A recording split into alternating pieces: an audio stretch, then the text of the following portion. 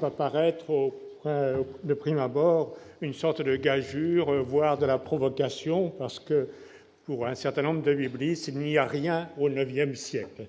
Mais justement, pour essayer d'expliquer mon point de vue, je vais commencer dans un premier temps par rappeler très rapidement quelques textes qui datent du IXe et du VIIIe siècle, des textes épigraphiques, puis ensuite, dans un deuxième temps, d'essayer de situer le problème de la rédaction principale, disons, du cycle d'Osée, et enfin, finalement, d'aborder le titre même de la communication, à savoir comment devient-on prophète en Israël au IXe siècle. Tout d'abord, le prophétisme d'après l'épigraphie, c'est-à-dire concrètement, ça va être d'après les voisins, les immédiats voisins d'Israël. Vers 800 avant notre ère, le prophétisme est attesté directement ou indirectement chez plusieurs voisins d'Israël. Le texte le plus explicite est celui de la stèle de Zakour qui est au Louvre et qui date de la première moitié du 8e siècle. En effet, les lignes 11 à 15, qui sont dans le bas de la photo ici, se lisent ainsi. « Et j'ai levé les mains vers Baal Shamayim, et Baal Shamayim m'a répondu, et Baal Shamayim m'a parlé par l'intermédiaire des voyants, Razi'in, et des porte-paroles, Adidin.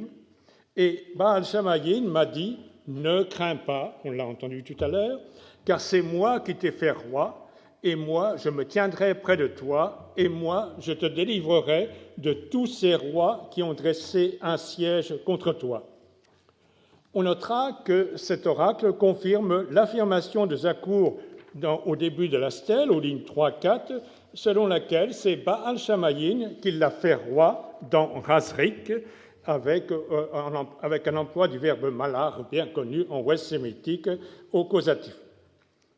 En effet, Zakour ayant apparemment pris le pouvoir à la suite d'un coup d'État, sa royauté avait besoin d'être légitimée concrètement par un oracle prophétique. C'est un phénomène que l'on retrouve dans tout le Proche-Orient ancien. Vers la même époque, première moitié du 8e siècle, l'inscription malheureusement fragmentaire de la citadelle d'Aman, donc inscription ammonite, rapporte apparemment un oracle du dieu national Milcom, comportant un ordre donné à un roi ammonite de construire des parties d'un sanctuaire, entrées, portiques, portes, en lui promettant bien sûr la paix pour lui et pour sa maison, c'est-à-dire probablement aussi pour sa dynastie. Un peu plus tôt, dans la deuxième moitié du IXe siècle, la stèle de Mécha, qui est au Louvre aussi, roi de Moab, comporte deux oracles guerriers mis dans la bouche du dieu national Kamosh, à la ligne 14, et Kamosh m'a dit « Va, prends Nébo contre Israël », à la ligne 32, et Kamosh m'a dit « Descends, combat contre Horonen ». Bien que Mécha ne mentionne pas explicitement des prophètes, on peut supposer que, comme pour Zakour, ces deux oracles lui ont été transmis par l'intermédiaire de prophètes. On a probablement aussi une référence implicite à un oracle prophétique dans l'inscription araméenne très fragmentaire trouvée à Tel Dan et datant aussi de la deuxième moitié du IXe siècle. Son auteur, probablement le roi araméen Razaël, précise vers le début de la stèle que c'est Hadad qui l'a fait roi, à nouveau le causatif du verbe malar, suivant une formule tout à fait parallèle à celle de Zakour, et le parallélisme est d'autant plus fort que tous les deux ont dû justifier leur royauté, n'étant apparemment pas les fils du roi précédent. Ainsi, si l'on en juge par ces exemples, vers 800 avant notre ère, dans les royaumes ouest-sémitiques du Levant, des prophètes pouvaient transmettre au roi des oracles de la divinité nationale adressés au roi, spécialement en cas de succession anormale, de construction de sanctuaires ou de guerre, le problème qui est évoqué par une question ce matin. Malheureusement, ces inscriptions monumentales sont silencieuses sur la manière dont on devenait prophète. Une dernière inscription pourrait indirectement peut-être faire allusion à ce problème. Il s'agit des inscriptions araméennes sur la chaux d'un mur trouvées à Der Allah dans la moyenne vallée du Jourdain et datant de la première moitié du 8e siècle. Même si leur caractère fragmentaire rend leur lecture très difficile, comme vous pouvez le voir, il est clair qu'il s'agit apparemment de la copie d'un texte littéraire, plus précisément, pour au moins une partie, la combinaison 1, de la copie du livre de Balaam, fils de Beor, l'homme qui voyait les dieux, rapportant une vision et un oracle transmis par ce voyant. Même s'il est difficile de dater la composition originale, puisque ici on a une copie, la composition originale de ce livre, cette inscription atteste clairement l'existence d'une tradition littéraire araméenne proprement prophétique, remontant, alors là c'est la grande question, probablement au IXe, voire au Xe, certains vont même jusqu'au XIe siècle avant notre ère. On peut se poser la question de la fonction de cette copie écrite à l'encre sur le mur d'une pièce, une petite pièce, qui ne semble pas du tout monumentale puisqu'elle fait 3 mètres sur 4 mètres 3, mais qui comportait une banquette sur 2 de ses côtés. Il est possible qu'il s'agissait d'un lieu d'enseignement. S'agissait-il d'un enseignement s'adressant de façon générale à de futurs scribes fonctionnaires royaux ou éventuellement à un groupe prophétique ou une communauté de prophètes auxquels on aurait enseigné la tradition prophétique ancienne déjà mise par écrit, comme l'ont proposé Robert Wenning et Eric Tsanger. Dans l'état actuel de la documentation, il me semble difficile d'être trop précis et de répondre à cette question. Ce qui est clair, c'est que ces inscriptions des voisins d'Israël aident à mieux situer la tradition littéraire du prophète Élisée dans son contexte historique. Deuxième point de mon exposé, le problème de la tradition littéraire du prophète Élisée. Les quelques petites inscriptions paléohébraïques du IXe siècle avant notre ère ne mentionnent aucun prophète, et donc ce que nous savons de la tradition prophétique concernant Élisée dépend uniquement du texte des livres des rois, où il est mentionné depuis 1 roi 19 jusqu'à 2 rois 13. Bien que dispersé en plusieurs ensembles, le cycle du prophète Élisée, associé maintenant à celui du prophète Élie, a souvent été étudié dans la tradition exégétique moderne avec des résultats parfois assez différents. Cependant, un point a été souligné par la plupart des commentateurs. Dans ce cycle, on ne rencontre pratiquement pas de deutéronomisme. De plus, il met en valeur des traditions du royaume d'Israël en tant que royaume du Nord. Il est donc difficile de penser qu'il a été rédigé à Jérusalem ou même par un Judéen. En fait, certains détails semblent indiquer que ce cycle a probablement été rédigé, au moins pour l'essentiel, durant la dynastie de Jéhu, qui a régné à Samarie de 841 à 749 et qui a supprimé la dynastie précédente, celle d'Omri. En même temps, il paraît assez évident que la plupart des histoires n'ont pu naître oralement et n'être transmises primitivement que dans un milieu issu de l'entourage immédiat du prophète. De façon plus précise, j'ai moi-même essayé de montrer ailleurs que le récit de 2 Rois chapitre 8 joue probablement primitivement une sorte de rôle de colophon du cycle d'Élisée et révèle dans quelles conditions ce cycle avait été mis par écrit à la cour du roi Joas en s'appuyant sur la tradition orale des hauts faits du prophète rapportés par Gérasie qui avait été son serviteur. Cette mise par écrit vers 800 avant notre ère aurait donc été réalisée assez peu de temps après la mort du prophète et s'expliquerait par le prestige dont il jouissait auprès du roi Joas, auquel, avant de mourir, l'homme de Dieu avait annoncé une triple victoire sur les Araméens.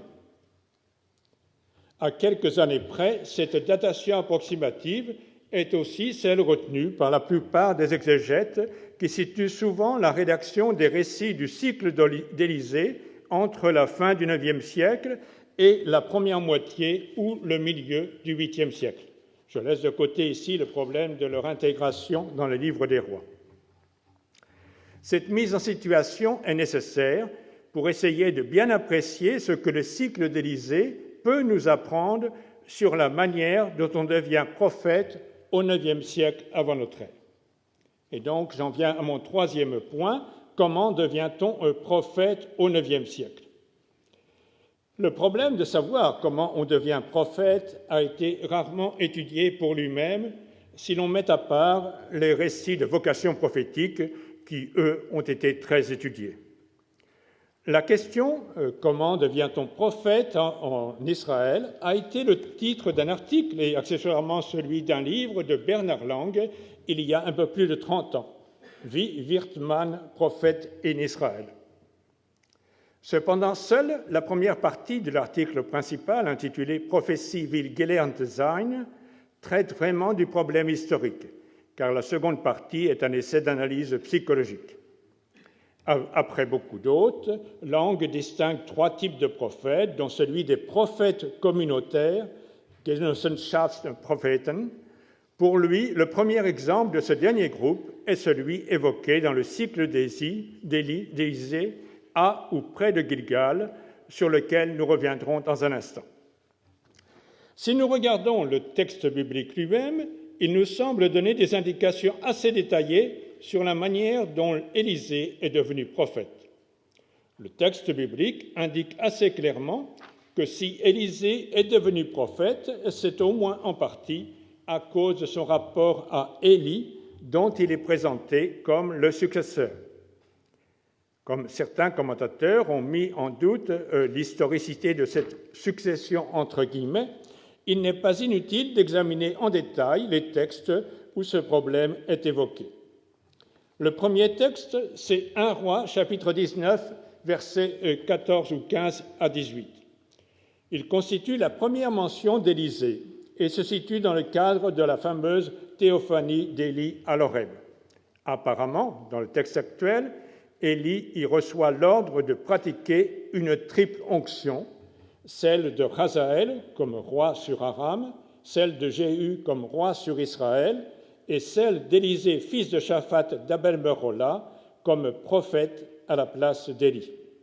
Cet ordre est complété par un commentaire. Celui qui échappera à l'épée de Hazaël, Jéhu le tuera, et celui qui échappera à l'épée de Jéhu, Élysée le tuera. Suivi d'une déclaration à la première personne, « J'ai laissé en Israël 7000 hommes dont les genoux n'ont pas plié devant le Baal. » Ce passage appelle plusieurs remarques.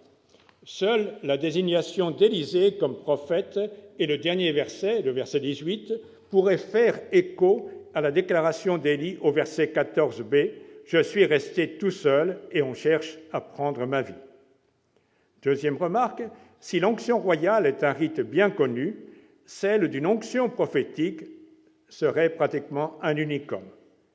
Troisièmement, si les massacres d'Israélites par Hazaël et Jéhu ont toutes les chances d'être historiques avec des échos dans l'historiographie biblique, le fait qu'Élysée ait tué des Israélites semble plus étonnant et ne pourrait éventuellement s'appuyer que sur le récit visiblement légendaire de 2 Rois, chapitre 2, verset 24, qu'on a évoqué ce matin, les incriminations contre Élysée qui se terminent par la mort de 42 enfants. Si l'on en croit la suite du livre des rois, Hazaël et Jéhu n'ont pas été oints par Élie, mais par Élysée ou un de ses disciples. Par contre, Élie semble bien avoir choisi Élysée comme un de ses assistants. En fait, il semble assez clair que le récit tel que nous l'avons a été retravaillé lors de l'unification des cycles d'Élie et d'Élysée, transférant sur Élie des actions revenant à Élysée. Par contre, si l'onction d'Élysée par Élie paraît liée à cette unification, j'entends l'onction entre guillemets, le fait qu'Élie ait eu à se choisir un successeur paraît tout à fait possible en réaction à sa plainte d'être seul est menacé de mort. Deuxième texte, 1 Roi chapitre 19, versets 19 à 21. Ce court récit est souvent compris comme la réalisation de l'ordre donné à Élie que nous venons de voir. Cependant, il ne dépend visiblement pas de 1 Roi chapitre 19, tel qu'il est actuellement, car d'une part, Élisée n'y est pas loin, et d'autre part, il n'y est pas présenté comme un prophète, mais simplement comme un serviteur d'Élie. De plus, il comporte des détails concrets d'une scène agricole de labour dans un cadre géographique précis. Après avoir quitté sa famille, apparemment son père et sa mère, mais non sa femme et ses enfants, ce qui pourrait laisser entendre qu'il est encore un jeune homme, Élisée se leva, suivit Élie et le servit. Même si la manière dont Élie appelle Élisée en lui jetant son manteau, au verset 19b, a pu être influencée, je n'y insiste pas parce qu'on va avoir une communication sur le manteau, mais disons qu'on peut mettre en doute le fait que cette mention du manteau soit primitive dans le récit. Le reste, il n'y a pas apparemment de raison de douter de l'historicité de cette étape importante dans les relations entre Élie et Élisée. Troisième texte, 2 Rois, chapitre 2, verset 1-18, représente la seconde et dernière étape importante des rapports historiques entre Élie et Élisée. Cela se situe dans le cadre géographique de la basse vallée du Jourdain, Gilgal, Bethel, Jéricho. Plus précisément, dans le contexte social de groupes importants de fils de prophètes de cette région, phénomène sur lequel nous reviendrons dans un instant. Pour le moment, nous notons que nous n'avons aucune information concrète sur le lieu et la durée du service d'Élisée auprès d'Élie. On note simplement qu'Élie est considéré comme le maître d'Élisée. La suite indique clairement qu'Élie disparaît à jamais, mais que c'est Élisée qui est considéré comme son successeur. Cette succession étant exprimée d'une part par la mention de la double part dans le texte même et d'autre part par le manteau.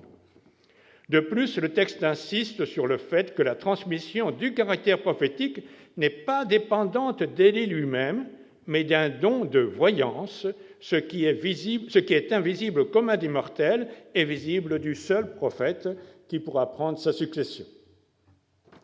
Il y a un quatrième texte.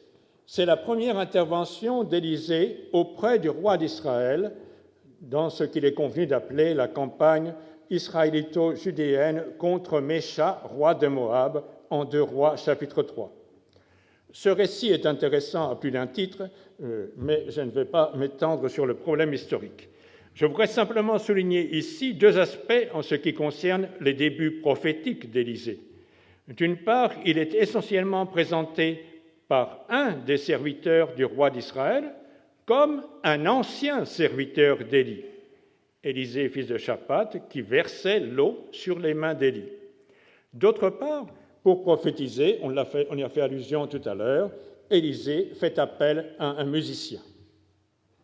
Le contexte historique de ce qu'on pourrait appeler la première intervention publique d'Élisée permet apparemment de la situer sous le règne de Joram, fils d'Akab, c'est-à-dire vers 850 avant notre ère, ou peu après.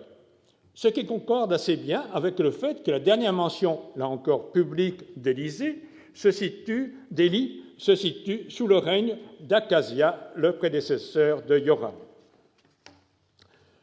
Au vu de ces 4 passages, spécialement des 3 derniers, apparemment indépendants les uns des autres et situés dans des contextes géographiques différents, il est difficile de dénier toute base historique à la tradition du fait que Élisée ait été serviteur d'Élie avant d'en être considéré plus tard comme le successeur.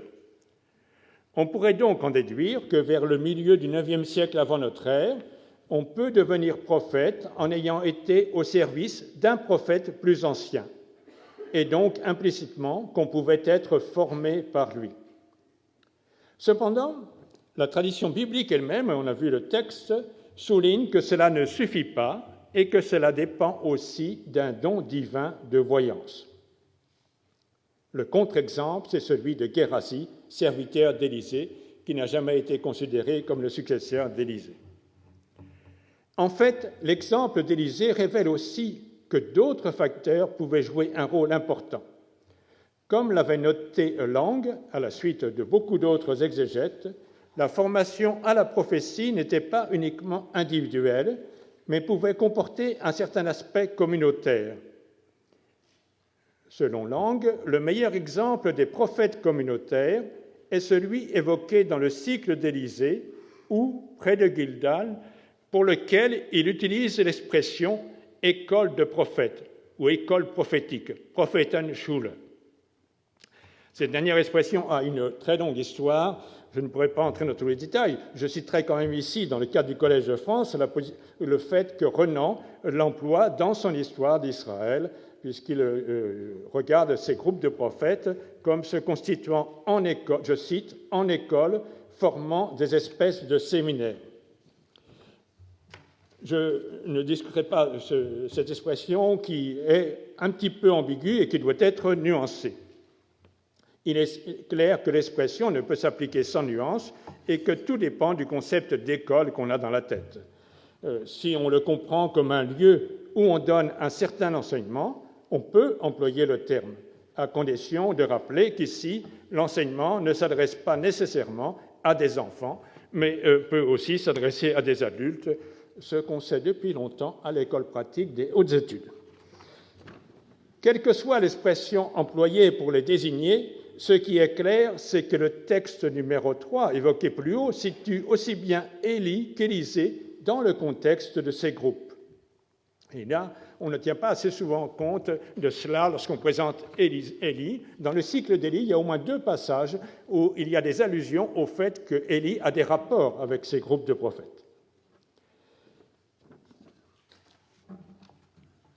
Ce rapport avec les groupes de prophètes est très clair dans le cas d'Élisée, en particulier à ses débuts, comme le montrent les récits de 2 Rois, chapitre 2, 2 Rois, chapitre 4, et 2 Rois, chapitre 6. Je suis un petit peu en retard. Voilà. 2 Rois, chapitre 6, versets 1 à 7. C'est un récit qui est assez bizarre, parce qu'il ne se termine pas. Et on ne sait pas pourquoi on le raconte, si ce n'est apparemment, tel que le texte est, parce qu'il y a une hache qui était tombée à l'eau et qui a pu remonter et surnager et qu'on a pu récupérer. Et c'est donc tout à fait en passant qu'on nous signale une information très intéressante, c'est-à-dire qu'on signale que l'endroit où Élisée apparemment donnait son enseignement, puisque l'expression « se tenir assis devant » est tout à fait caractéristique de l'attitude d'un élève ou d'un disciple écoutant l'enseignement de son maître, eh bien que cette maison où il enseignait, ce lieu où il enseignait, est trop petit, et donc c'est à cause de cela qu'on est obligé de prévoir une nouvelle construction. C'est probablement, dans ce contexte, la plus ancienne attestation de construction d'un lieu d'enseignement particulier, à moins que du côté mésopotamien, vous ayez quelques références dans ce domaine. Ainsi, l'exemple d'Élisée semble révéler qu'au IXe siècle, on pouvait devenir prophète à la fois en étant d'abord au service d'un grand prophète plus ancien, mais aussi en se formant à la tradition prophétique antérieure dans le contexte de groupes de fils de prophètes. Ces groupes semblent disparaître au 8e siècle, apparemment en même temps qu'apparaissent ceux qu'on a appelés de façon classique les prophètes écrivains. Cette disparition pourrait donc être partiellement liée au début du rôle de l'écrit dans la transmission de la tradition prophétique.